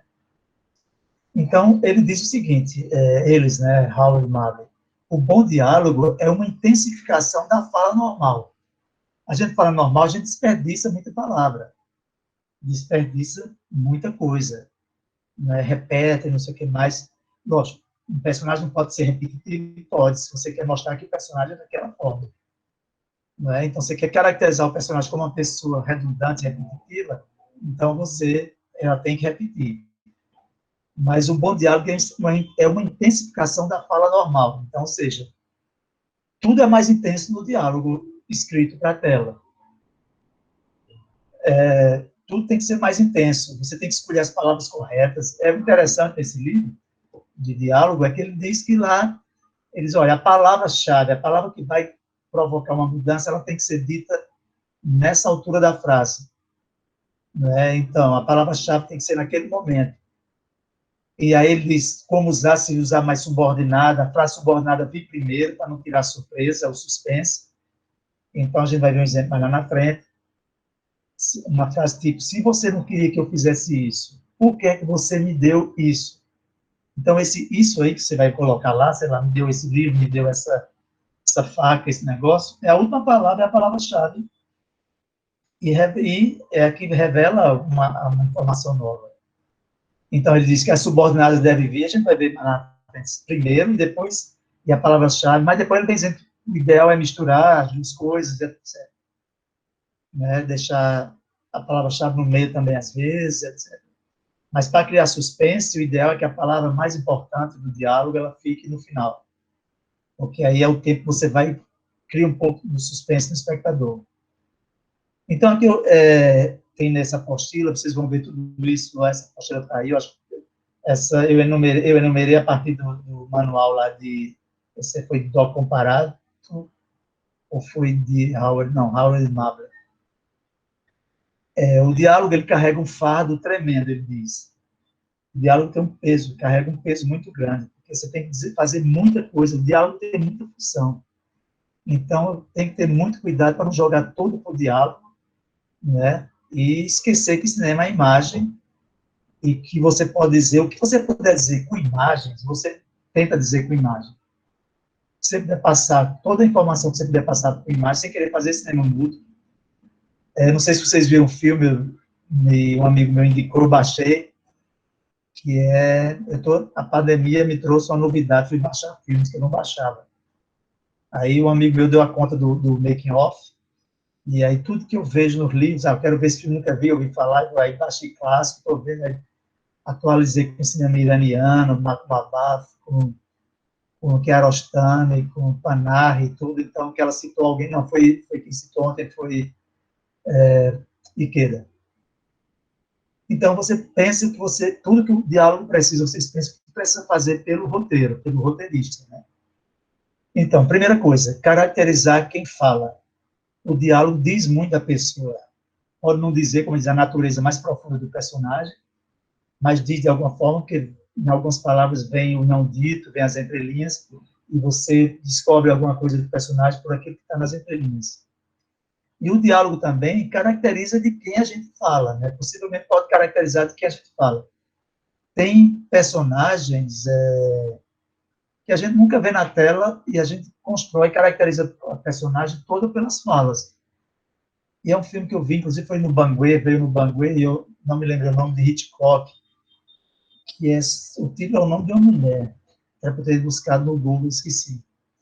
Bom, mas o filme todo se foi lançado, o Banguê reprisou a cópia restaurada, a cópia digital do Sky, né? Bom, vai chegar. Então, esse filme, a mulher a gente só vê numa pintura na sala, um quadro enorme. Mas a presença dela o tempo todo no filme, ela está presente o tempo todo no filme. Então, mas como é que a gente sabe sobre a personagem? Pelo que os outros falam dela, principalmente. Né, pelo quarto que ela viveu, a casa que ela vive e tal. Né, a gente também, isso ajuda também as imagens ajudam também a construir a personagem na cabeça do espectador. Se você lembrar aí, é que eu estou sem a tela aqui, deixa eu botar a tela, alguém diga aí o nome do filme, pelo amor de Deus. Rebeca, a Mulher Inesquecível. Ótimo. E foi, Ed, foi? Eu não estou vendo a tela de vocês, não, estou vendo aqui o texto. Então, isso. Então, ela é caracterizada pelo que se fala dela, Rebeca, né? Então, e às vezes um personagem fala de outro personagem, e depois quando o personagem é apresentado na tela, a gente tem outra impressão e assim por diante, como na vida real, né? Alguém fala de uma pessoa, a gente tem outra impressão, se decepciona ou acredita, então a fala ajuda a caracterizar, é importante para caracterizar quem fala e também de quem se fala. A fala precisa ser coloquial, né? Porque ninguém fala, a não ser que seja um filme de um determinado gênero, que você vai falar, vai fazer uma frase, um diálogo muito sofisticado, muito literário, né? Como o Cyrano de Bergerac, que é todo narrado em verso, do jeito que está no livro, né? Falado em verso, né? No início é estranho, depois se acostuma. Mas aí é um gênero, uma coisa muito particular. Então tem que ser coloquial, porque dessa forma mantém a individualidade de quem fala. Aquele personagem é único, a forma de falar é aquele personagem. E também, ao mesmo tempo, no estilo do filme, vai se fundir no estilo geral do roteiro, né? Não quer dizer que todo mundo no roteiro fala igual, mas tem personagens que vão falar diferente, vai depender da classe social, do grau de instrução, do posto que ocupa, da situação que está inserida, onde a cena naquela reunião. Eu me lembrei agora a reunião do Palácio Planalto, é surreal, porque numa reunião daquela, em qualquer país do mundo, se uma reunião super formal, um nível, um discurso, uma fala muito mais, não literária, mas de um nível mais elevado. E ali vai para o oposto, né? Por isso fica surreal, como diz Sandra Luna. Então, a fala, o diálogo precisa refletir também o estado de espírito de quem fala. Você vai entender o que está se passando aí entre as entrelinhas, o não dito, a partir da fala. Né? Então, essa fala tem que ser bem elaborada para que a gente perceba, revele a vida interna, a vida interior da personagem. Transmitir, né? Para transmitir as emoções. E a fala é como se fosse uma janela, uma abertura para a vida interior da personagem. Né? Então, e estou falando para vocês, mas isso eu estou querendo aprender também, porque quando for escrever diálogo, pensar o que está em excesso, o que é a palavra, uma palavra que você pode colocar aí e vai ser muito mais imagética essa palavra. Ele dá um exemplo que eu não me lembrei, é mais ou menos assim. A pessoa descrevendo a personagem, ela anda como uma modelo. ou qual é mais forte, qual é que provoca mais o espectador, o leitor na mente, na imagem que você cria. Ela anda como uma onda, não sei o quê, numa música, numa sonoridade de não sei o quê, uma coisa assim. Então, é uma diferença bem grande, né? Você provoca muito mais a imagem do espectador. Eu me lembrei daquele filme de Wong Kar-wai, que é aquela mulher anda em câmera lenta o tempo todo, que toca aquela música bem bonita dele. Amor à Flor da Pele. Não sei se vocês viram Amor à Flor da Pele, sempre que a mulher vai caminhando, ela tem um visual, o filme se passa nos anos 50, e ela tem aquele visual dos anos 50, aquelas roupas bem... E ela vai caminhando e a câmera segue em câmera lenta. Então, assim, era uma imagem bem forte, né? Então, às vezes a fala, né? A fala precisa revelar as motivações do personagem, né? A fala diz qual é a intenção do personagem, mas também a fala pode justamente ser escrita para ocultar qual a motivação da personagem, né? Então, tem essas duas funções na questão da motivação. Revela a motivação, pode revelar. Às vezes a fala precisa revelar a motivação do personagem, mas também a fala, às vezes, vai precisar esconder a motivação da personagem. Por que é que ela está agindo daquele jeito, né? A fala também, né, reflete o relacionamento de uma personagem com a outra, né? Porque a forma que as personagens conversam entre si, ela revela muito delas. Distância, frieza, amizade, alegria, confiança, tudo isso a fala, ela revela tudo isso, essa relação das personagens, né? E assim, mas, por exemplo, ser conectivo, o diálogo tem que ser conectivo, né? Ele tem que brotar de outra fala, ele tem que vir de outra fala. É uma coisa bem interessante de que você, no diálogo, vê o que é necessário colocar de novo. Você já tem uma informação que você já viu na tela, né? Você já viu na tela, você já sabe dessa informação.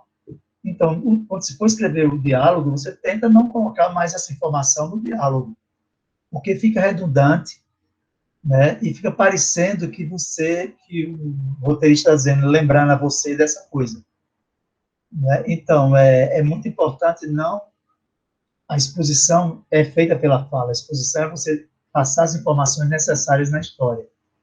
Colocar, dizer informações, informar para o espectador coisas que aconteceram em outros momentos da história, antes da abertura do filme, e que o espectador precisa saber. Você não tem que saber, nem deve ser tudo de uma vez. Poucos filmes começam a fazer exposição de uma vez só, né? E geralmente quando faz isso é com estilo, né? A Amélie Poulain começa dizendo, ela apresentando, meu pai é assim, assim, assado, eu vivo assim, assim. Normalmente não acontece isso nos filmes. E ele, o diretor do filme, disse que se inspirou em Jorge Furtado, né, no brasileiro Jorge Furtado, no filme Ilha das Flores. Ele se inspirou naquela forma narrativa de Jorge Furtado, que depois ele coloca nos longas também, o personagem falando e se apresentando, ou adiantando algumas coisas. Mas isso é um estilo, né, que às vezes cria até uma situação cômica, né? Por exemplo, Lázaro Ramos, em O Homem que Copiava, ele começa a dizer coisas, né, que a gente vê imagens que negam o que ele está dizendo, vai negar o que ele falou. Aí ele diz uma coisa, a gente vê ele recebendo um tapa na cara da menina. Então, ele é um estilo de narrar, mas que não é nada comum, né, e em alguns filmes se utiliza. Cidadão Kane é um exemplo também, que logo no início do filme a gente vê várias informações, exposições sobre a vida de Cidadão Kane. Mas isso dentro de um contexto, numa sala de cinema onde os jornalistas eles estão vendo a vida da reportagem, uma grande reportagem lá, um cinejornal, estão vendo um cinejornal da vida de Cidadão Kane. E o filme começa a partir daí. A partir daí eles vão querer descobrir algumas coisas que a história não diz, que essa história, o cinejornal não fala, né, da vida dele. Então, mas é um pretexto para o início do filme. Então, é uma exposição, mas é muito bem organizada, é um excesso de exposição, mas na realidade, a gente vai ver que não diz tudo da história dele, a gente vai descobrir mais coisas dele ao longo do filme, mas que foi a forma que Orson Welles resolveu para começar o filme, mas tem uma explicação ali. É um filme que jornalistas estão vendo para, a partir dali, começar a investigar a vida de Kane, né? Então, tem que ser a exposição, a informação que a gente precisa dar na história, não pode ser tudo de uma vez. Não pode vir tudo no diálogo. Se vier no diálogo, fica artificial, né? A pessoa falando, então, meu pai, minha mãe viu assim, não sei o quê, ele vai contar na vida tudo que a gente não viu na tela, que é da história, mas não está no enredo, não é visto no enredo, então você vai dizer tudo isso no diálogo, fica artificial, fica didático demais, né? Então, incomoda o espectador, né? E quando o espectador percebe que ali, assim, de forma muito clara, que ali está tendo uma exposição, ele perde a emoção da cena. Porque uma exposição é um conselho que eles dão, né? Não é só Marquinhos, os outros todos falam disso. Faça a exposição no conflito, durante uma cena de conflito. Naquele momento que a pessoa está com raiva ou está decepcionada, mas aí diz um bocado de coisa que justifica a pessoa estar rasgando o verbo naquele momento, dizendo coisas que a gente não sabia. Então, isso passa sem que a gente perceba que é exposição. Só um analista mesmo, crítico, que vai analisar o filme, mas quando a gente assiste o filme bem aberto, sem se preocupar com... Você nem percebe que ali é uma exposição. Você vai sabendo informações que são importantes para a história, né? Bertrand? Oi? Deu tempo já? É de que a gente já está se encaminhando já para 1h15, 1h20 de palestra, então e vai ter uma pronto. segunda parte com bate-papo contigo. Sem querer interromper, mas já interrompendo, me desculpe, mas, enfim. Não, mas eu acho que o mais importante, lógico, eu preparei para 5 aulas. Mas brincadeira. Eu sabia que era 1 hora. Eu sabia. Mas só para concluir essas funções, né, do diálogo, né, que precisa levar a ação adiante. O diálogo leva a ação adiante. Por isso que aqui chama ação verbal. Precisa transmitir informações e fazer exposições, isso eu já falei antes, né? Anunciar o que está para vir, etc. Então, nesse livro ele fala várias características de um bom diálogo também, o Howard Mabry. Bom, deixa eu ver uma coisa, só para não... quanto tempo eu tenho? Mais 5 minutos? Não, já passou, né? Já passamos do tempo, mas... Não, pronto, não, só que eu marquei se for uma fala amarelo. conclusiva... Bom, então, peraí. Estava uma coisa que eu acho interessante, eu até trouxe. Eu já falei que conversa é diferente, não tem aqui nas conclusões, mas que conversa é diferente de diálogo. O diálogo concentra significado, a conversa não dilui. Então, pense, eu vou fazer diálogo, não é conversa. Conversa é o que a gente faz entre os amigos. Que diálogo é uma coisa que é concentrada, é mais intenso. Então, tem que escolher as palavras, tem que eliminar um bocado de palavras que são necessárias. E só para dar outro exemplo do filme Encontros e Desencontros, vocês viram, que é de Sofia Coppola, que ganhou até o prêmio de roteiro e tal, o Oscar, foi bem premiado esse filme. Não é nesse livro, não é esse. Marquei aqui, vocês quem viu o filme, na realidade, em resumo, o quê? O filme, um casal se encontra, casal assim, um homem e uma mulher se encontram em Tóquio, né, cada um está lá fazendo alguma coisa, e eles se encontram lá no bar. A conversa no bar é essa. Aí a gente vai conhecer os personagens a partir daí. Um diálogo pequeno já revela a situação dos personagens. Eu vou ler aqui bem rapidinho, são 2 falas só.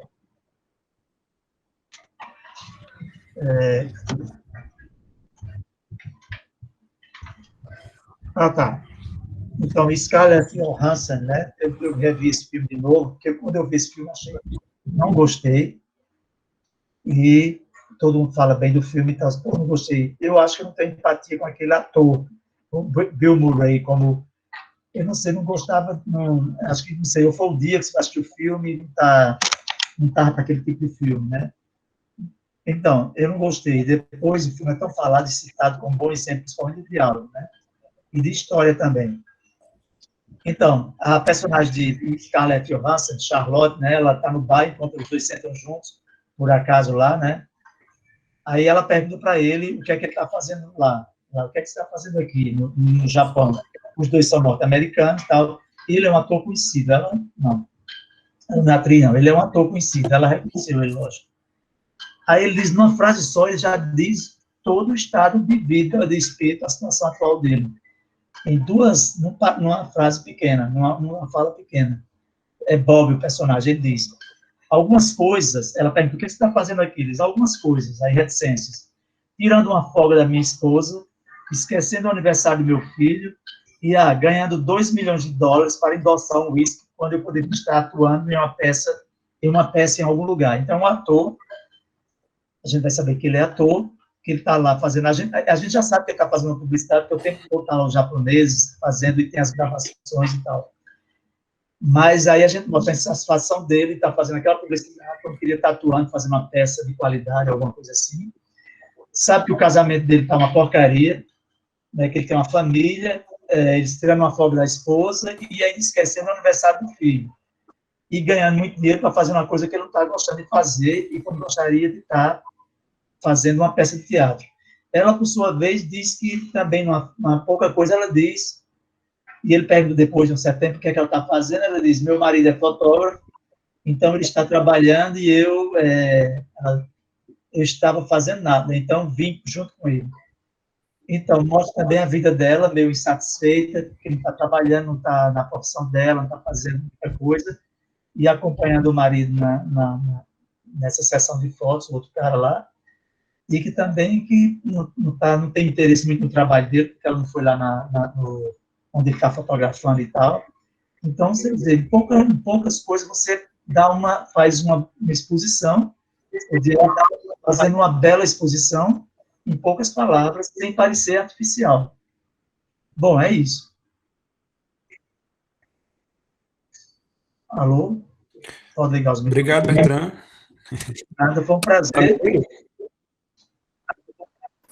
Agora as perguntas. Antes de passar a fala para o pessoal, passar a bola para apresentar, porque você começou e a gente nem teve a oportunidade de falar sobre você no início da palestra. Então, antes de passar a fala para Felipe Manuel, que está inscrito já, Torquato vai lhe apresentar. Eu acho que não sobrou espaço para isso, ele já se apresentou. Já contei um bocado, né?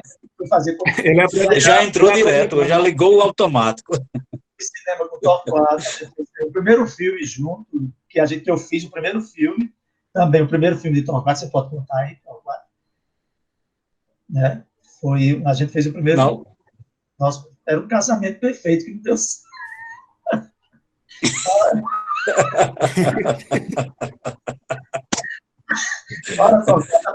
Vamos às perguntas, Bertrand. Olha a conversa em meio de diálogo. Vamos lá, gente. Bom, então temos o Felipe e Manuel. Felipe. Bom, beleza. Boa tarde, gente. Bertrand, muito massa ouvir você falar, da vontade de ler esses manuais todos, da vontade de passar o dia estudando mais. É muito bom. Cara, queria, enfim, que você falasse algumas coisas sobre, por exemplo, na sua forma de concepção de escrita, de um roteiro, dos diálogos, etc., como é que é a sua metodologia, assim, se você tem uma própria, se você segue alguma, mas, sei lá, se você começa do argumento, depois vai para a escaleta, sei lá, tem a escaleta, o roteiro, usa os papeizinhos e volta, então, enfim, queria que você falasse um pouco disso, desse processo mesmo, assim, quando vem a ideia, da ideia até o roteiro, sabe, da ideia até o diálogo e tal. Uma outra questão, também, uma segunda questão, queria que você falasse sobre a construção dos diálogos versus a liberdade de criação dos atores. Como é que você vê isso? A gente sabe que no momento de preparação é um momento muito rico também, né? Nesse momento de preparação, que os atores entregam também muita coisa. E acho que nesse cinema contemporâneo, acho que a gente tem que também estar muito ligado nisso, né? Assim, o que vem dos atores, como eles conseguem construir também, sobretudo, enfim, a própria cena, né, e tal, e a gente não se vê tanto como dono disso, enfim, queria saber a tua percepção sobre isso. Enfim, é basicamente isso. Eu fiquei curioso para ler o roteiro do Gabriel Mascaro, porque realmente um roteiro de 40 páginas, né, queria saber muito como ele coloca, como ele consegue descrever as cenas, né, para depois, ou se ele faz muita coisa disso no próprio set, enfim, fiquei muito curioso para ler o roteiro e depois, depois rever o filme. Enfim, basicamente essas duas, assim, esse seu processo de construção, né, e também essa questão de diálogos e liberdade dos atores, essa troca na preparação. E obrigado mais uma vez, cara, muito massa. Claro, eu entrei nesse Torquato, eu falando do Torquato, estou lendo esse livro, tá, o diálogo e tudo muito bom, estou gostando muito, que a gente não tem, esse é o livro que eu saiba mais completo, porque eu também comprei diálogo para literatura, eu tenho um livro aí, como escrever diálogo, mas é mais para literatura, mas que serve, você tira algum proveito. Então, eu nunca escrevi diálogos, para não dizer que eu escrevi 3 frases por diálogo, que é o curta que está, esse meu curta está aí, o roteiro está aí, que é baseado num conto, né, eu fui a partir de um conto, mas que no conto não tem os diálogos, o conto é todo o estado do emocional da personagem, e é tudo literatura, e é muito interessante você ver como quando eu comecei a dar aula, eu fazia assim, como eu achava difícil escrever uma história original, eu nunca escrevi, quer dizer, escrevi agora um argumento tão longo, já escrevi um argumento com curta, quando eu fiz um curso em Cuba, eu terminei fazendo um argumento com curta, nem terminei, já estou na escaleta e tal, mas não terminei, só vale filmar por lá, porque a história tem que se passar lá, né? E aí eu penso voltar lá para filmar lá, que eles têm curso de direção e você tem um roteiro simples, fazer, eles organizam tudo. E é a minha próxima empreitada de fazer isso. Mas, por exemplo, eu não tenho experiência de escrever diálogo, não tenho. Estou querendo aprender. Agora, por exemplo, nessa ficção que eu fiz, não tinha os diálogos lá escritos, eu tive que criar diálogos a partir do que era dito na história, a partir do que era pensado pela personagem, na cabeça da personagem, ela vendo o marido ir embora várias vezes, fugir, mas voltava, ia e voltava, ela sabia que ele ia e voltava, e ela especulando sobre ele. E é um filme muito silencioso, tem pouco, só tem 3 perguntas, são 3 frases, uma é pergunta, o marido não responde, outras vezes são 2 afirmações que ela faz, e não tem diálogo, né? Então, não escrevi diálogo. Agora, se tu quiser, eu posso passar para o pessoal. Eu não entendi o quê? Eu tenho ele no meu drive. Se tu quiser, eu posso repassar para o pessoal. É ele aqui que está falando. Tem o quê? O roteiro? O filme em si, né? A poeira dos pequenos. Pode passar o link. Tenho ele aqui. É só passar o tá aberto. E aí eu posso passar também para vocês o conto que eu me baseei, até uso isso para os alunos. E aí eu pedi para os alunos, se vocês quiserem adaptar, porque eu achava difícil criar uma história nova, né? Então, eu ficava passando esse conto, eu guardei, porque eu gostei muito desse conto, era bem difícil de adaptar, eu digo, eu vou ficar com esse. E os contos mais simples para adaptação, eu mancava, mas depois foi um erro. A maior besteira, pedi para os alunos começarem a roteiro adaptando, que é muito difícil a adaptação, né? É uma coisa super complicada. Às vezes um texto é muito, já é cinematográfico, mas são 2 mídias diferentes, você tem que abrir mão de muita coisa, é totalmente... Então, depois, eu vou ter os alunos para criar, é interessante que cada aluno criava uma historinha. Nas aulas, na disciplina, todo mundo criava uma história. E eu acabei essa história. Agora, eu dizia assim, quem não tem ideia, não quer criar uma história, pode pegar um conto, qualquer coisa e adaptar. Aí eu dava essa liberdade, mas... Bom, aí falando de ator, isso também estava no meu programa falar a questão do ator e interpretação. Você tem que deixar, justamente ele diz, o que você puder deixar para o ator passar pelas falas e pela gesticulação, pelo que eles chamam de paralinguagem, né? São gestos, os movimentos, expressão, tudo isso, você pode deixar isso para o ator, para poder não estar usando no diálogo, né? E tem a questão da improvisação, que, aí eu vou dar um exemplo de improvisação, nesse filme, não sei se você viu o meu longa, tem algumas cenas ficcionais. O Seu Amor de Volta, acho que você não tinha chegado lá em Penedo, não, Felipe. Você não assistiu, né? Não sei. E o filme é uma cena que eu peguei... eu já cheguei depois. Eu peguei, são 2 personagens reais, mas eles são atores, ela é a trans, a atriz, e ele é gay, o ator, o William é ator também. Aí a proposta era um chegar para o outro como um consultório de cartomante, ele contar a trans ia contar a história dela para o rapaz, para o William, que seria uma espécie de vidente, alguma coisa assim. Aí depois eu fui descobrindo que as pessoas falam pouco para as cartomantes. Ela conclui algumas coisas e diz o resto, né? Você não vai lá e conta a sua vida, porque senão você não ia... Ela não... E aí eu sugeri uma cena para eles, e eles foram fazer a cena, eles improvisaram, eu achei super melodramático, exagerado, mas entrou no filme. Porque foi uma sugestão de Diego, meio... Mas assim, eles improvisaram tudo. Mas também é um roteiro documentário, não tinha diálogo previsto. Tem atores que são muito bons, e eles improvisaram porque era a história deles. Né? A história que ele escrevia sobre... Ele também escreve, ele escrevia sobre Laura. Então, ele improvisou facilmente. A outra que também encarnou o personagem, também improvisou. Então, sempre, agora, é assim, é muito perigoso a improvisação. Se não for boa, é um saco. Quando a gente percebe que os diálogos são improvisados, a gente tem que sair na dúvida. Será que aquilo é improvisado? Porque a gente conhece os atores, que eles são bons, não sei o quê. Tá? Será que aquilo é improvisado? Então, a gente acha interessante. E fica se perguntando se era improvisado. Mas quando você percebe que é improvisado, fica muito chato. Vira uma conversa. Em vez de ser um diálogo, vira uma conversa. Então, assim, você só delega a improvisação para um ator se você confia demais e sabe que o cara é muito bom e tem uma bagagem, tem 1000 personagens na cabeça e ele bota para fora um e faz uma coisa bem feita que ninguém percebe que é improvisado, né?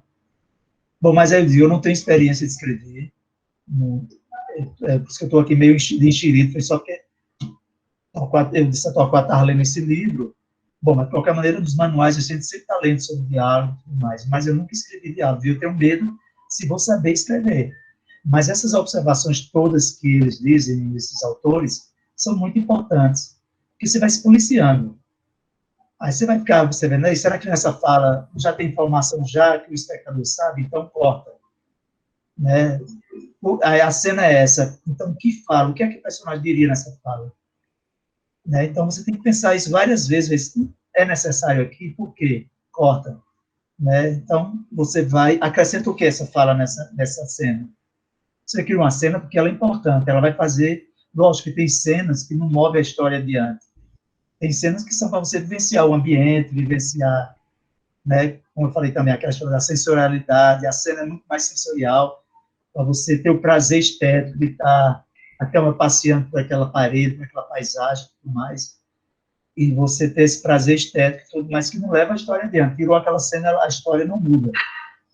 Né? Tem aquelas cenas que é só para você conhecer mais o personagem, a vivência da personagem e tal, mas que o diálogo não leva a história adiante. Pode ser só um humor, uma brincadeira, às vezes, mas se você puder botar sentido nessas falas, melhor, porque lá na frente você vai descobrir que aquela brincadeira que aconteceu ali, ela tinha um significado, aquela palavra que a pessoa falou tem a ver com isso, é uma revelação. Então, é importante pensar nisso, elaborar nisso, pensar... Né? E a questão do diálogo tem tudo a ver com exposição, você tem que pensar onde colocar e quando colocar. Então, quando é que o espectador precisa saber disso? Para você dizer, aqui nesse momento é melhor, eu crio mais suspense e deixo para dizer que o personagem vai vivenciar, vai ficar mais angustiado. Por exemplo, na cena de Blanche de Bois, o Mitch, a gente já está com empatia com o personagem, a gente vê que ela é fragilizada, a gente já torce por ela. Então, quando ela começa a se envolver com o Mitch, a gente fica vendo que é sincero, aparentemente é sincero da parte dele, né? E a gente fica torcendo que dê certo. Né? E, na realidade, tinha tudo para dar certo, porque ele pensava dela e ela dele. Só que o cunhado, né, os estragados que não viu o filme, acaba com tudo. Mas o espectador fica naquela tensão. Pô, será que dessa vez é de verdade? Essa frase dela, ela diz, tão de repente, né, não sei o quê, Deus existe, quer dizer, ela já vem sofrendo muito. Então, a gente já sabe de alguma parte dessa história dela, desconfia de alguma coisa, e vai se envolvendo cada vez mais, e com medo de que ela se dê mal. Né? E isso vai ser feito pela exposição, na exposição no diálogo, né? Você vai distribuindo essas informações ao longo do diálogo. Então, tem que ser bem pensado, tem a intuição, mas também tem a razão aí. É você reler o diálogo e ver, esse diálogo está excessivo, esse diálogo já está repetitivo, tem diálogo repetitivo, diálogo que chama de crônico, está repetindo o que os outros dizem. Então, assim, tem que estar... Tem várias coisas que eu tenho no manual aí, que eu vou mandar para vocês, dizendo os erros dos diálogos, é crônico, é repetitivo, é não sei o quê, né? Então, vocês vão ter que ter o cuidado nisso, né? Eu estou dizendo que eu também vou ter que ter, eu estou pensando no que eu vou escrever, né? Acho que respondeu. Então, a nossa experiência é toda de documentário, e eu não escrevi diálogo para documentário, né? Massa, valeu. A gente tem na sequência. Caso tenha mais alguém queira fazer pergunta, aí a gente já fecha um bloco de perguntas e já encaminha. Fora o Manuel, tem mais alguém? Tá. Quero fazer pergunta? E a gente, Senão, Ed, e a gente encerra também, agora, a partir da fala de Manuel, o espaço para perguntas, porque a gente tem que começar a trabalhar no subgrupo hoje ainda, né? A gente só tem 2 dias praticamente para isso. Isso. Oi, não, Então, queria que, Manuel, está contigo. só se puder falar rapidamente dos exercícios, assim, que eu já vi alguns de fazer um conteúdo do personagem, né, para depois começar o diálogo, aqueles exercícios de, por exemplo,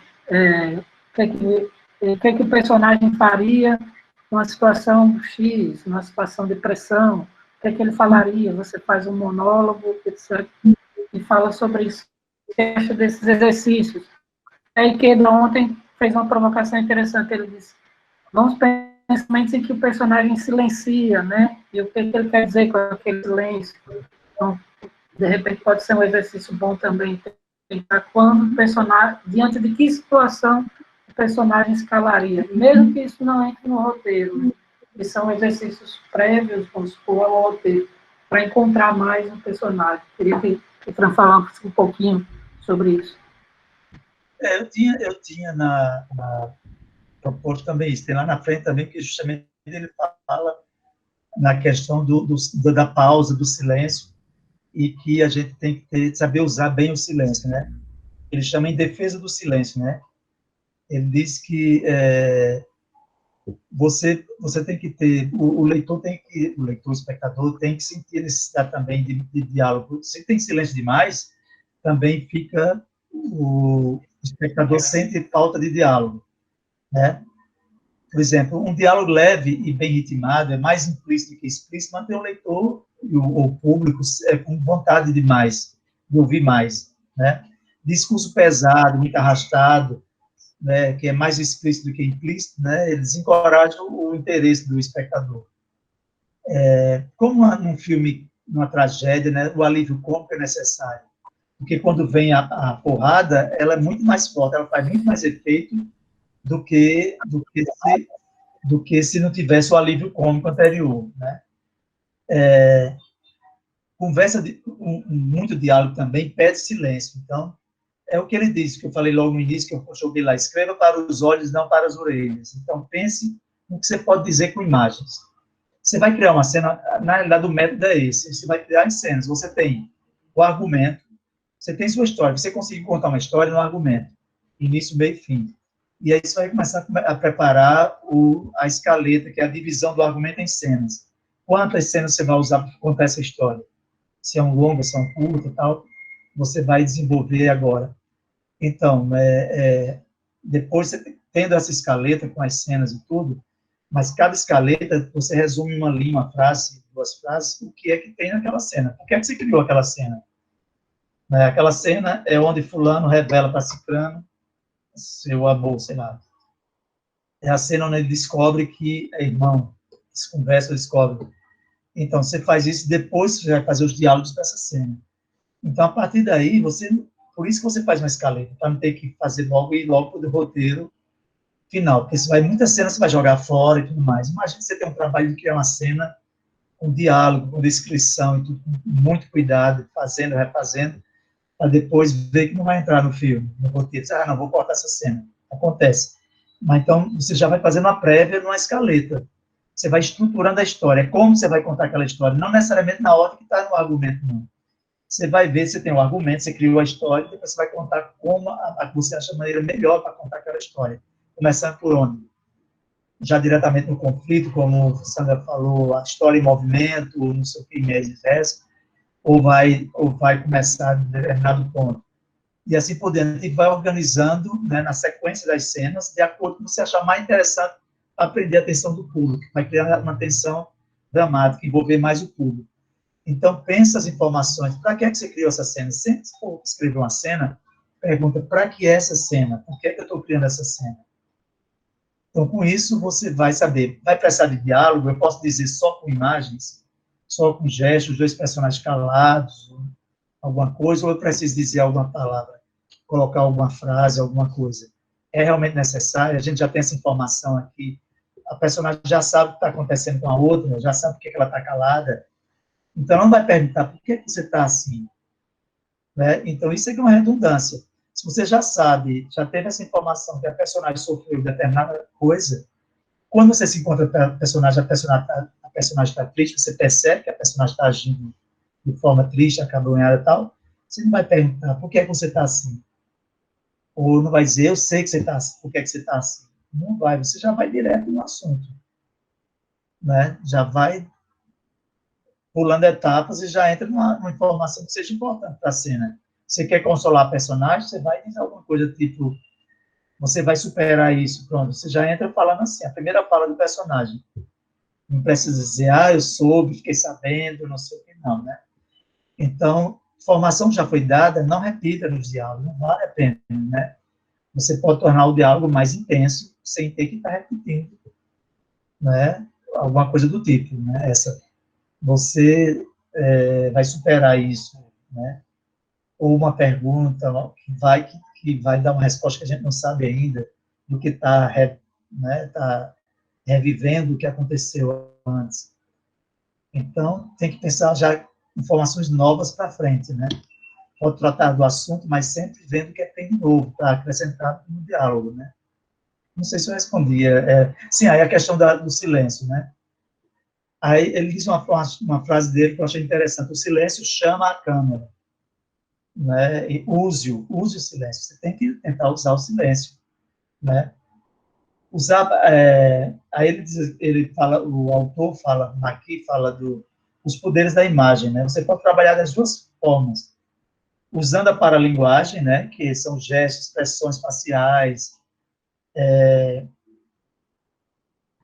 então isso tudo substitui palavras, e substitui afirmações, substitui a negação, tudo isso, aceno de cabeça, um olhar, um gesto, insinuações, etc.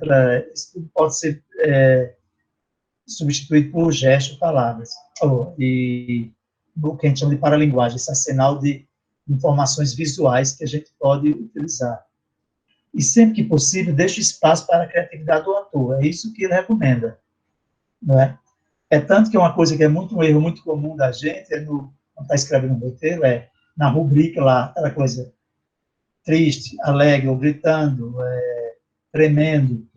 Então, você tenta evitar ao máximo que você usar o mínimo de rubricas. Porque muita coisa já está... Quando você descreve a cena, você já criou o contexto da cena.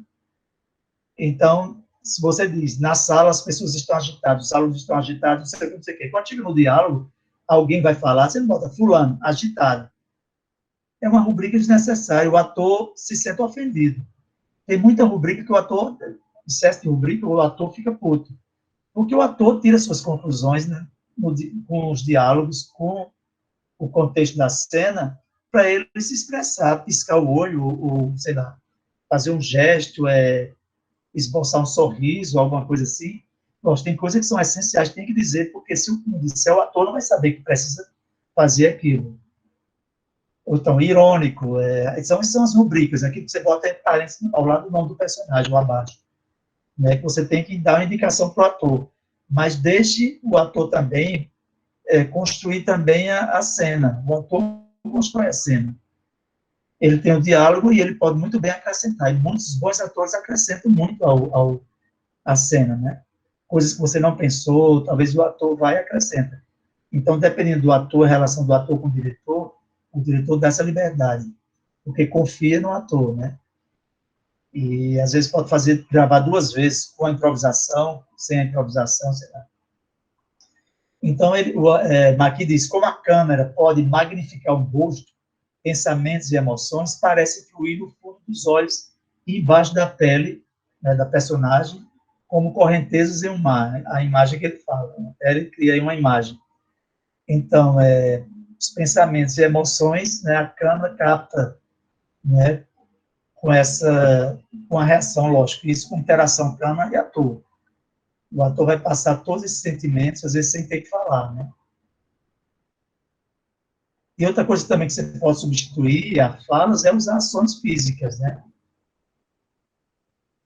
Então, você sempre for construir a cena, pergunta quais comportamentos físicos, em vez de verbais, os personagens, a gente poderia executar, substituir essas ações e reações dos personagens. Em vez de o personagem reagir falando, reagir com gesto, uma expressãozinha curta, uma interjeição, alguma coisa do tipo, né? Então, essa diferença que ele faz, mostrar a ação em vez de contar a ação. O diálogo conta, conta mais, né? E a cena, e mostrar isso, usando ações físicas e usando a paralinguagem, né? A pausa também é muito importante, né?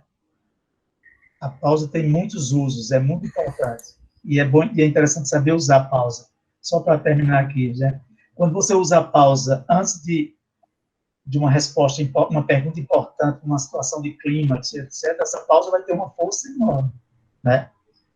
Quando, naquele momento que vai ser revelado alguma coisa e tem uma pausa, essa pausa ganha uma dimensão muito grande. E quando é depois da revelação, né, depois essa pausa serve para o espectador absorver e entender o que foi dito, foi falado, né? Então, é bom ter esse silêncio, né? Só para terminar, é o seguinte, ele sugere essas técnicas todas, mas diz que se você usa muito silêncio, usa muito diálogo, tudo isso em excesso é pecado, né?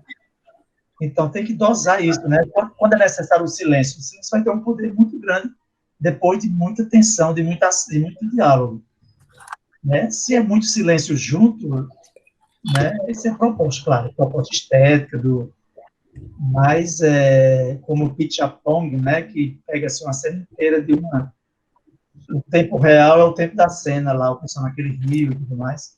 Eu vi também agora na quarentena, baixei, né? Para ver essas propostas, é o que chama de cinema de fluxo, não é? O cinema de fluxo não é só a câmera também acompanhando, mas é também como aquele filme do menino lá que é sobre o tiros em Columbine, né? Qual é a câmera está o tempo todo movimentando, acompanhando os personagens, né? E também tem esse cinema que deixa a coisa acontecer, que capta a realidade, deixa espera algum evento, alguma coisa, são propostas narrativas, né? Ok, Bertrand? Okay. Bom, a gente tem que encerrar mesmo, porque a gente tem ainda que trabalhar nos subgrupos hoje, né? Eu queria, né, agradecer muito a sua participação, né? Obrigado aí por essa imensa colaboração aí hoje, né? Esclarecimento sobre diálogo, né? E é isso. Alguém quer falar mais alguma coisa? Eu espero o próximo Jabre presencial. Como também queria agora o CineCity, né? Ramon me ligou, vai ser mesmo, que ia ser para Rio de Janeiro, mas tirar da época do São João é ruim. Então é melhor esperar até o São João do ano que vem, espero que todos estejam vivos, né? Vivo, como diria o personagem do filme Marcélia, viva, espero que todos estejam vivos, a gente curtir esse festivais aí, o Curta Caicó, o CineCity, que foi aprovado no edital, vai ter uma graninha agora. E a gente se encontre presencialmente. Ok, Bertrand. O Curta Caicó vai ser digital, viu, Bertrand? Virtualmente, pelo menos, acontecer, né? Este ano. Em agosto. Daqui a pouco eu te mando por e-mail. Bertrand. Estou apontando para ali, mas ali manda o próprio net, detalhe embaixo. Eu te mando agora, eu mando para vocês a apostila, vou acrescentar só esse livro, né, que não está lá, mas vou acrescentar para que vocês tenham como referência. Mas vão com calma. Essa apostila é um pontapé, depois vocês compram o manual e vão comprando os livros que são conexos, né? Que a gente vai comprando e lê muitos roteiros. É bom ler roteiro. Eu li agora, por exemplo, Madame Satã. Eu li impresso que Marcélia Cartacho me deu. Eu nunca tinha lido, aí fui rever, já tinha visto no Aruanda, revisto. É um filme que eu gosto muito, é um filme que eu gostaria de ter feito. Madame Satã, revi. Aí estava lendo agora qual outro filme. Bom, ganhei uns roteiros aí impressos, mas quero ler o Boi Neon, como é o roteiro Boi Neon, que é um roteiro mais aberto, né? É isso, eu mando para vocês, espero que sirva alguma coisa aí. Prazer. Valeu, Bertrand. Conhecer alguns. Obrigado. Obrigado, Bertrand. Foi massa, Bertrand. Tchau. Foi massa. Tchau. Tchau. Saí aqui. Eu saio. Nasci aqui.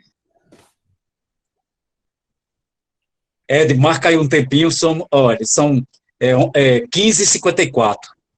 10 minutos, e aí os grupos se formam, tá? Aí, no caso, a gente não volta mais para essa janela, né? Não volta não. Aqui a gente está se despedindo do geral, né? O geral só se reencontra no sábado, tá? Beleza. Como é, Torquato, vai ter outro link para a gente entrar, isso é? Exatamente. Você está no grupo, quem é que está facilitando o seu grupo? Quem é o facilitador? Você. Eu? Você. Mas Pedro Libânio é quem... É o grupo tutorial. Pronto, então é Pedro Libânio que vai passar o link. Já passou para mim, mas ele certamente vai passar para vocês, tá? Certo. Tá bom. Maravilha? Então, daqui a pouco, vocês tá até... sensorial aí. Daqui a pouco.